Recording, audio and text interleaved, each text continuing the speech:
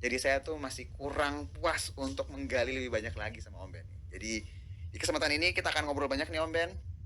Terima kasih udah datang, terima kasih sudah meluangkan waktunya. Tapi karena marketnya kayak begini, saya akan buka apa sih sebenarnya yang terjadi dengan market di mata seorang Om Ben. Oke, jadi kita ngerti market ini kalau saya ngomong, jujur ya memprihatinkan ya, memprihatinkan dari banyak hal ya faktor. Saya bukan tipikal orang yang suka menebar pesimisme sebenarnya, tapi saya mencoba realistis. Karena yang pertama saya sorotin adalah outflow asing yang besar di IHSG kita, terutama yang pertama di BBRI ya. BBRI kemarin saya sempat recap karena, saya bikin sedikit ulasan buat teman-teman seperti itu. Saya baru ngeh juga ternyata dalam setahun dari bulan April ya sampai sekarang ini outflow-nya gede sekali, kencang sekali dan dari data yang saya dapat itu kalau nggak salah asing itu keluar 5% dari total keseluruhan mereka dan penambahannya itu lokalnya itu individu masalahnya. Itu problem banget buat saya. Ya kalau pindahnya ke lokal institusi atau lokal yang lain ya, saya sedikit lebih agak tenang sebenarnya. Tapi karena data yang ada menunjukkan bahwa pertumbuhan investor yang ada ya secara SID-nya itu bertambah sampai gede banget kan kemarin kan, sampai 90% peningkatannya.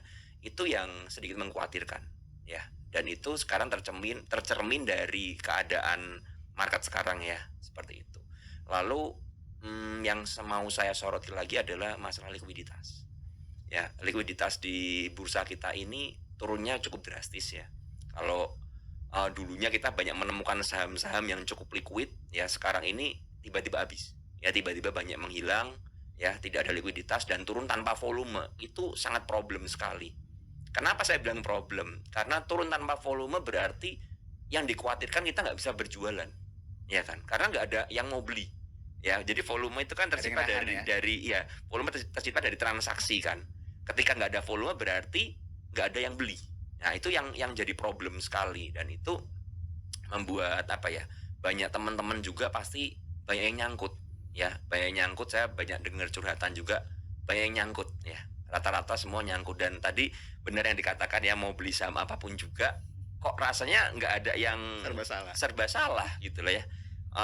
Yang saham yang awalnya jadi penopang IHSG seperti saham-saham konglomerasi juga digebukin ya, koreksi dalam sekali ya, seperti kalau yang awal kan tahap awal itu yang digebukin saham Pak Prajogo dulu ya, Brand dan kawan-kawan ya, Brand dari 10.000 turun ke 6.000, cuan 13.000 sekarang 7.000, PTRO 4.500 sekarang 2.900 ya, TPIA yang masih ya awet-awet aja karena nggak sempat naik kencengan, TPIA sempat naik ke 9.000 balik lagi ke 7.000. Nah tahap kedua yang digebukin lagi adalah PANI dan CPDK ya, kita ngerti PANI 18.000 sekarang 10.400 per konten ini dibuat.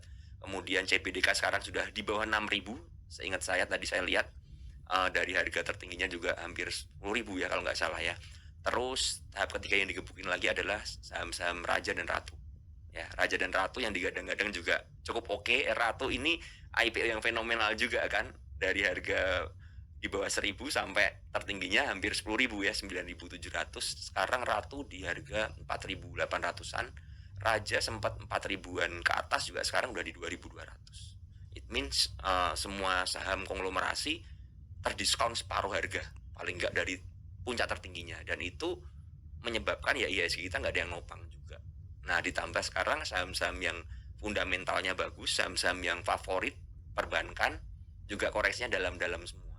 BBRI dari 6.000-an, 64 sekarang udah di 37. Kemudian BBCA 10.000 sekarang masih 9.000 ya, ini yang paling mendingan menurut saya. BMRI dari 7.000 juga sekarang udah di 4.000-an. Nah itu problem banget ya, dan ini ya inilah market kita.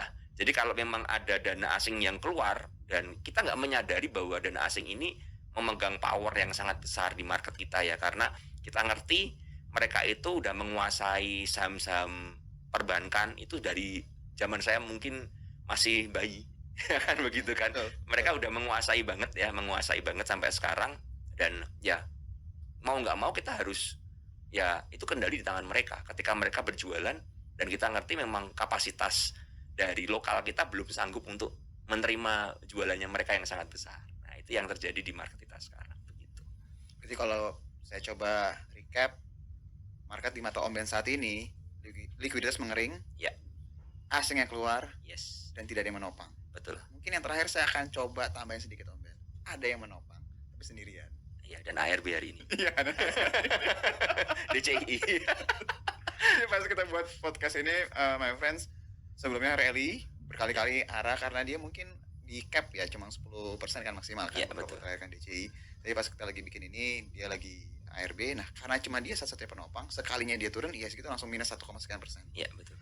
Dan setelah dia turun, bukan yang lain menopang, justru yang lain ikutan Ikut lagi turun. hari lagi. Iya, ikutan turun. Jadi emang kalau boleh dibilang market saat ini tuh ya tadi seperti kita bilang di awal-awal ya, beli apa aja kok rasanya kayak salah gitu ya. Iya. Dan ini kita baru ngomongin market ini baru bulan Maret loh Om Ben. Maret. Baru kuartal 1. Iya. Dan kalau yang saya coba lihat keadaan global sana justru sebenarnya keadaan lagi agak-agak ya dibilang benar-benar tensi tinggi juga ya karena Donald Trump ya masalah tarif apa segala macam. Tapi memang kita tuh pergerakannya secara dibandingkan dengan regional turunnya lebih dalam. Betul. Ya. Dan tadi seperti Om Ben bilang asingnya keluar. Ini kira-kira kalau kayak gini menurut Om Ben apakah saatnya kita agresif? Kan biasa gini ya, ada yang bilang kan, oh ketika market turun saatnya kita Saatnya belanja. tanda kutip membela negara kan. Iya. Ya kita harus jadi investor yang benar dong, kita Iya. harus beli. Iya. Apakah sebenarnya saat ini adalah waktu yang tepat untuk average atau tunggu dulu? Kalau saya bilang, jadi gini, kalau ada orang bilang ini saatnya belanja, Mercy harga bajai, kan begitu kan? Iya, kalau saya mau ngomong ya tunggu aja harga bajai ini jadi harga sepeda BMX.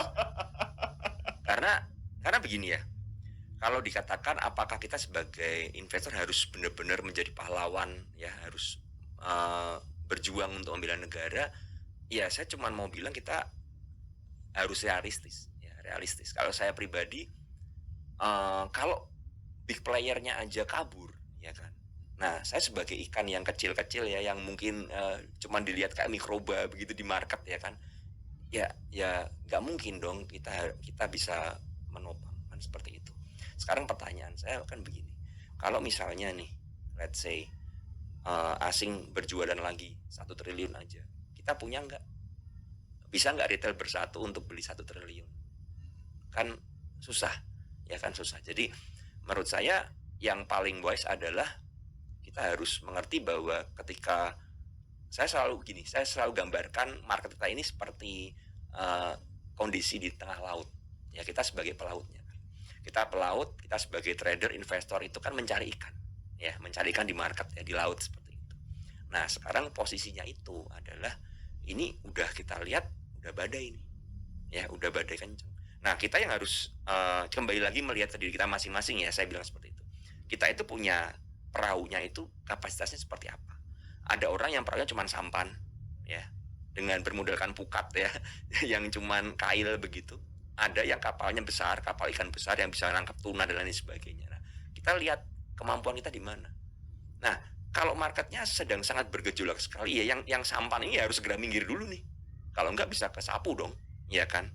Nah, mungkin teman-teman yang kapalnya lebih gede-gede ya, mungkin silakan kalau memang mau it's time to buy ya kan.